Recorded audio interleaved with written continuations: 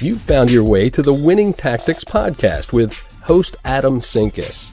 Adam discusses winning tactics with small business owners and entrepreneurs, uncovering processes and introducing the tools and solutions for enhancing the bottom line. Thanks again for finding your way to the Winning Tactics podcast, and now your host, Adam Sinkus.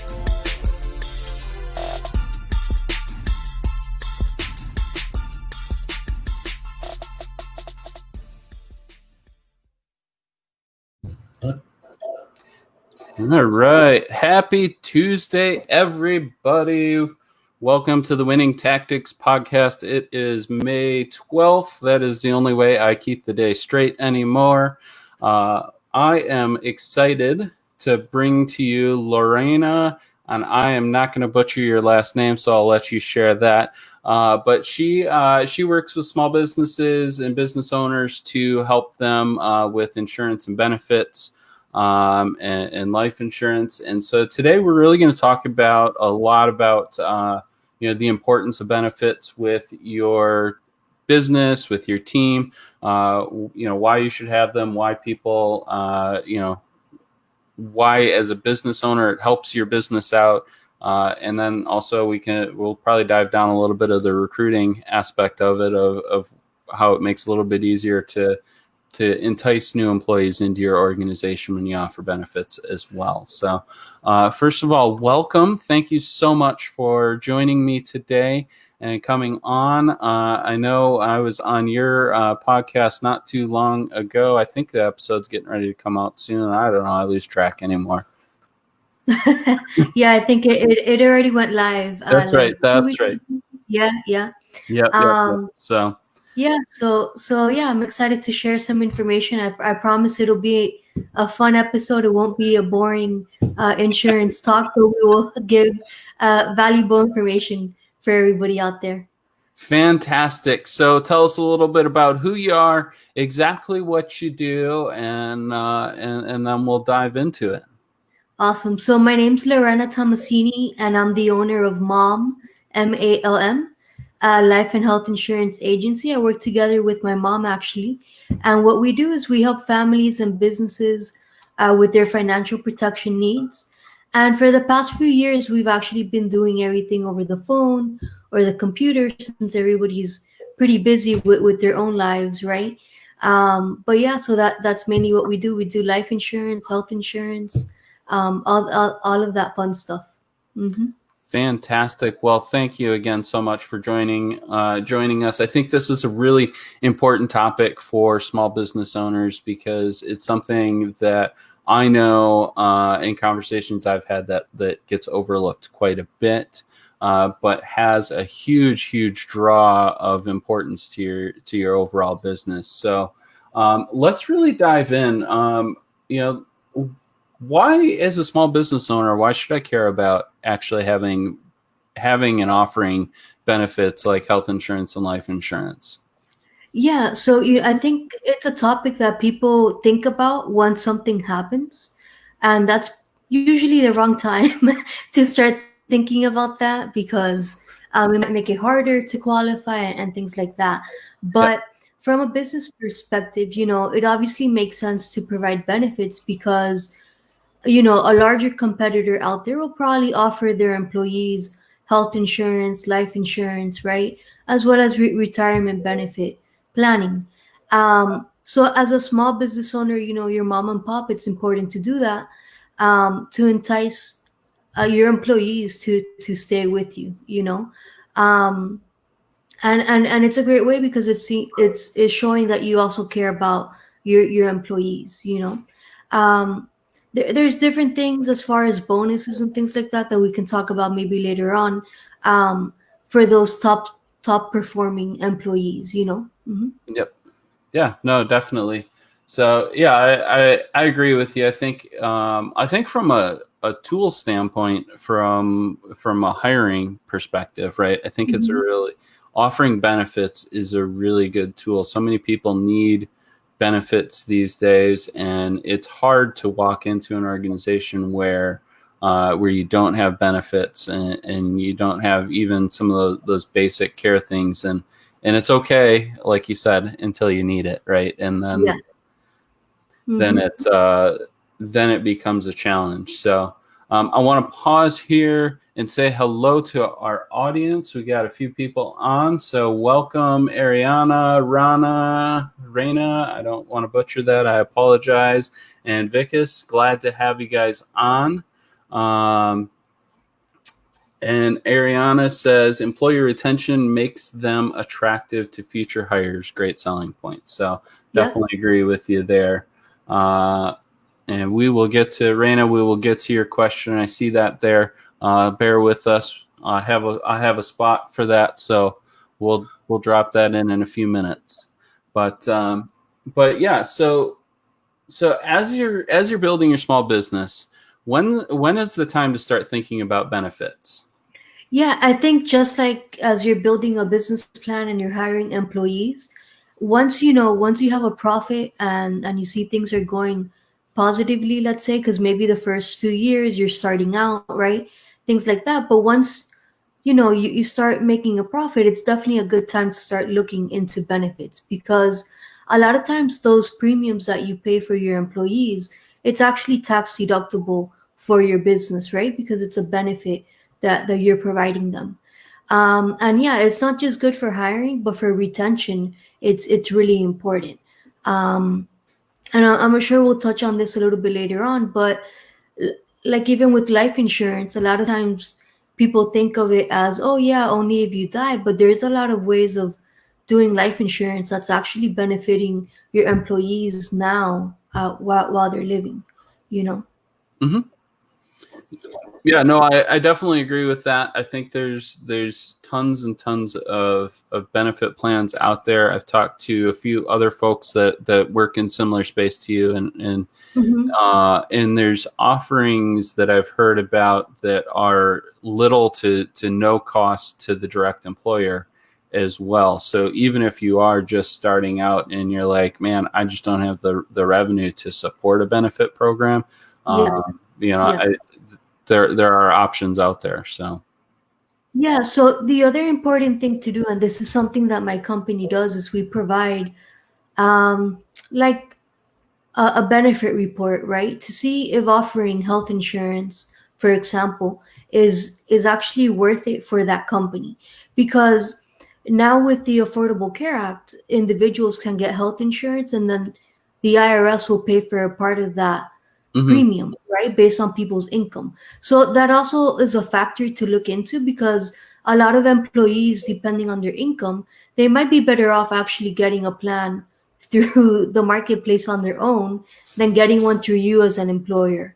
So that's certainly something that we offer because you might be offering health insurance right now, but it's actually more expensive for your employee to have that insurance than it would be for them um, to go on their own on the marketplace. And then maybe you could offer like you mentioned like indemnity plans, right? Like a critical illness or a cancer plan, hospital plans that pay the employees money if they needed any of those services, and they don't cost anything to their employer because those are um, voluntary benefits. Yeah. Yeah. Mm-hmm. No, I think that's great. And you make a great caveat there that with the Affordable Care Act, there are a lot more options than there used to be in the healthcare insurance space. Yeah, yeah, because a lot of times people, I've heard them say, "Oh no, I need to stay with my employer because they're offering me benefits." They have some type of health condition, right? But Mhm. now with the Affordable Care Act, pre-existing conditions is no longer an issue. So that's not really good for employee retention, right? But it's good for the employees to be aware that with everything going on, a lot of layoffs, it is important for them to be aware that hey, if you were laid off and you lost your health insurance, now you have a special enrollment to look into the marketplace. And pre-existing conditions won't be an issue. Yeah. No, I think that's great. It speaks to something that is really important to businesses, though, which is return on investment, right? Yeah. And so, you can offer all these benefits and everything that you want to to your employees. But if it doesn't make sense, because say you own just a small retail shop and your employee base is maybe 1 or 2 employees that are over the age of 18 that might actually need benefits but are getting paid 10 or 12 bucks an hour, and then the rest of everybody is under the age of 18, don't need benefits. It may not be beneficial for you to carry all of that. Exactly. Yeah, yeah. And it's like I say, every business is different, which is why, as insurance agents, at least I do, I like to ask a lot of questions to then be able to formulate a solution for them, right? And it could be, like you said, maybe not offering benefits, it all depends. Yep. So, yeah, Ariana points out in the comments, it really helps. She says, I did require a navigator like Lorena to process my online app. Very good services. So I think benefits can get really, really confusing for a lot of people. Yes. Because there's And so much I legalese. see yeah. Go ahead, Adam. No, I Sorry. was going to say there's just so much legalese in it. Let's talk about that a little bit. Navigating those conversations, navigating as a business owner. What are some things that I should look into before I have that conversation? We definitely need like a census to know how many employees you have before we can get into details of, what would be beneficial for the employee. But certainly some questions to ask are, okay, are these premiums are they tax deductible? How do they affect my employees, and I've seen a lot of businesses out there that they like to give their employees like a bonus to help them pay for their health insurance. Let's say they're getting it through the marketplace, but this employer doesn't offer health insurance. So what they do is they say, okay, so we'll offer you a bonus to help you offset some of that cost as well, right? Besides the tax credit that the IRS is giving them. But a lot of people don't realize that if you're giving somebody a bonus, that's taxable income, right? So you're at the end of the day, all you're doing is increasing that person's income, which affects then their premium for the marketplace adversely. So those are certainly those types of questions are important. And like I always say, making sure that they understand the basics of the plans. What is a deductible, what's an out of pocket, and that's really what we're here for, to help make sure that people understand their benefits. Yep. So let's take a step back, because I think sometimes I think we all hear things like out-of-pocket expense and deductible, and waiving deductibles and things like that. But I think a lot of us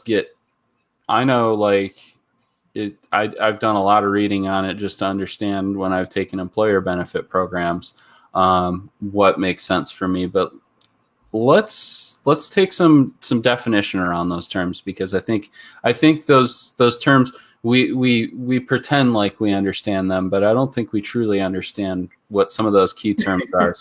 So I think deductible is a big one. How do deductibles really work? In layman's English, how does a deductible really work? So usually a deductible is the responsibility of the insured, right? The person that has that policy. Let's say their deductible is $5,000, right? So they're responsible for the first $5,000, and then after that, the insurance kicks in. But that is also confusing for people, because then they're like, oh, so if I go see a doctor, then I need to pay for the doctor entirely. And that's not necessarily the case, right? Because then you might have a copay. So a copay is just a fixed amount, right? So maybe your doctor visit is only $10, okay? So the other term that confuses people often is their out-of-pocket maximum, right? So the out-of-pocket maximum, because of the Affordable Care Act, and this not only affects individuals, but as well as employer coverage, what it changed is that now your out-of-pocket maximum includes your deductibles as well as your copays. So let's say you have a deductible of $5,000 and an out-of-pocket maximum of $7,000, okay? And you go to the hospital because that's where you spend the most money. I always joke around that's the most expensive hotel stay you'll have, right? A hospital stay. You don't know what it'll be until you check out, right? So let's say that hospital bill is $100,000 and you really haven't used the plan throughout the year, you know. So a lot of people think, okay, so then I'm going to be responsible for 5,000 and then another 7,000, and that's not the case. So the most you'll pay for that hospital bill, including your deductible copays and all of that, won't be more than the 7,000 out of pocket maximum. Okay, so Mm-hmm. that really, I hope that helps clarify a lot of things. Yep. When looking at plans, if you see something that says no charge after deductible for like the doctor's visit, you think, oh, that's great, I'm not going to get charged anything, but it's telling you after deductible. So whenever you see that, that just means you need to pay whatever it is until you meet your deductible, right? It's Yep. just like car insurance, right? If you get into a car accident and your deductible is 500, you pay 500 and the rest the car insurance. It Yep. kind of works like that, but you do need to understand when that kicks in and when it doesn't. Yep. So Yeah. no, I agree, and I appreciate you kind of going through some of those terms. It's a little I call it textbooky conversation, but I think it's important conversation because I think people get confused by those terms a lot. I know I did.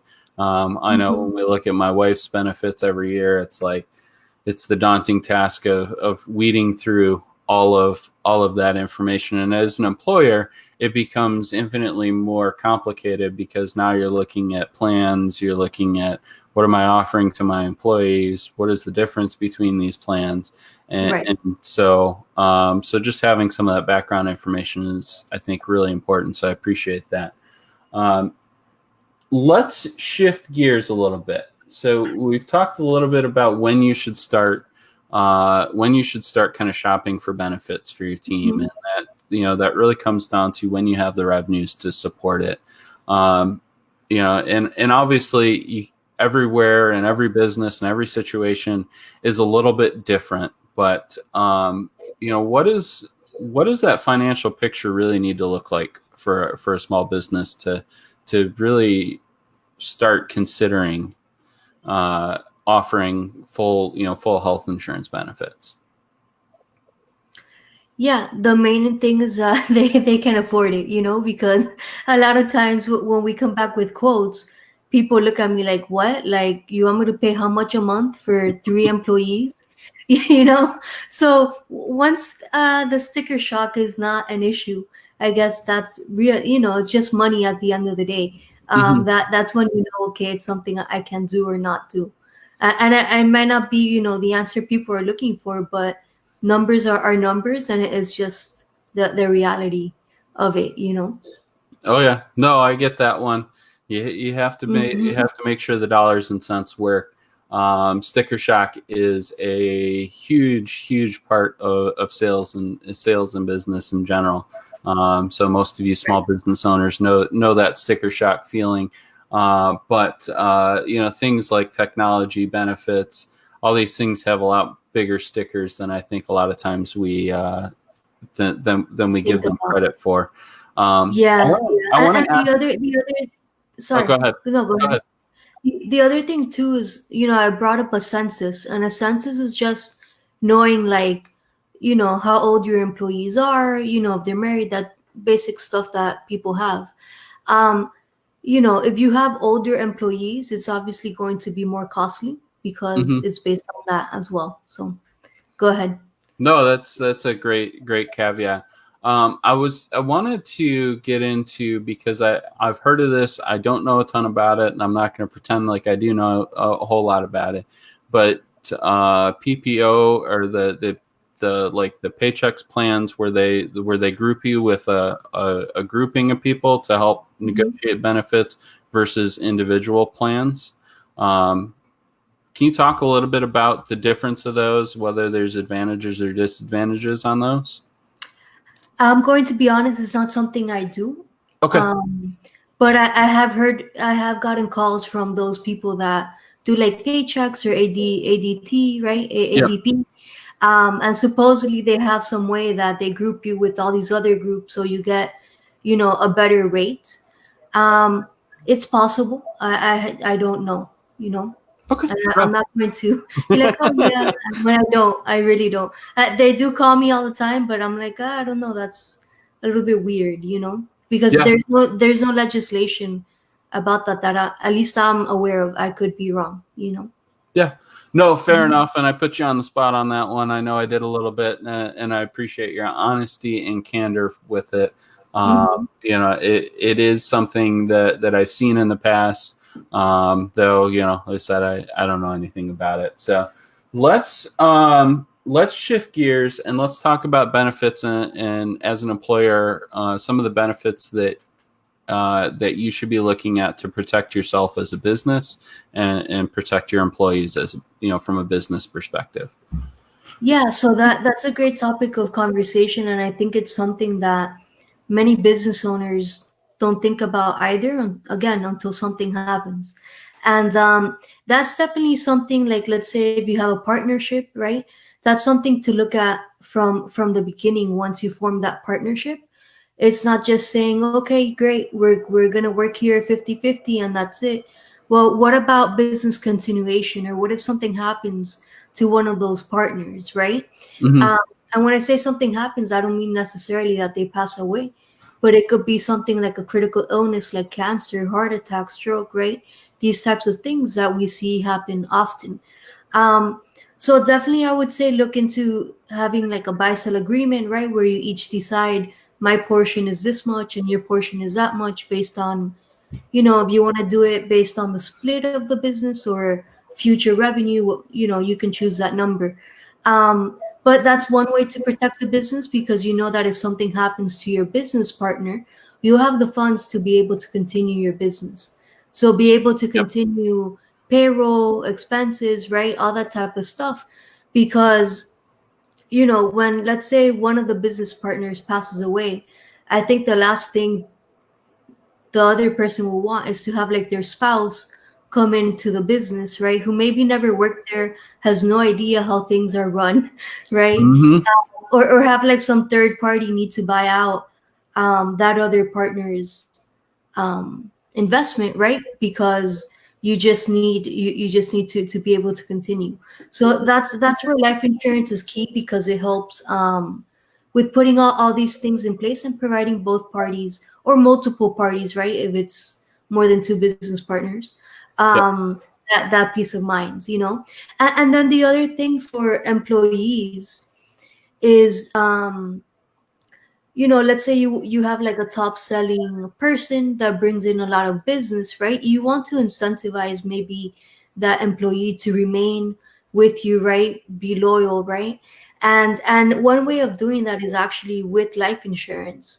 So instead of giving that person a bonus of like $10,000, right, which is good, you can also use that $10,000 and buy a life insurance for them that then they can use later on to help supplement their retirement, or have cash value, whatever the case might be. So it's a more creative way of offering a bonus.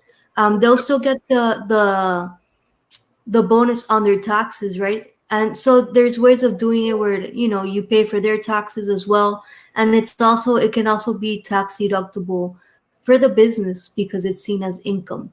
But that's a conversation one on one with different business owners, and it's not for everyone. But that's a creative way of using life insurance.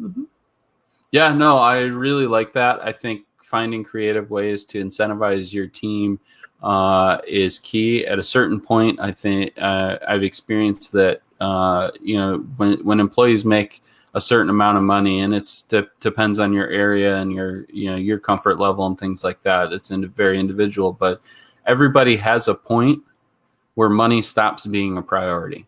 Right. And so you have to find creative ways to incentivize people, and retirement is a huge piece of that. So Yeah. I think that's a really creative way to help that incentive. So Yeah, and there's also great ways of using that as like a golden handcuff, right? Because mhm. you can tailor it to their sales, or that they need to stay with the company X amount of years. I Yep. saw that with one of these football coaches, a college football coach. That's pretty much what they did, but at a big scale, right? Yeah, no, Mhm. that's really awesome. We are getting close to our time here, so I want to give you a moment to give kind of your final thoughts. What's that one thing insurance benefits with small businesses that every small business owner should be worried about or thinking about? Yeah, so especially with everything going on, retention is important. And benefits is a great way of doing that. I always say the best way is to make an informed decision.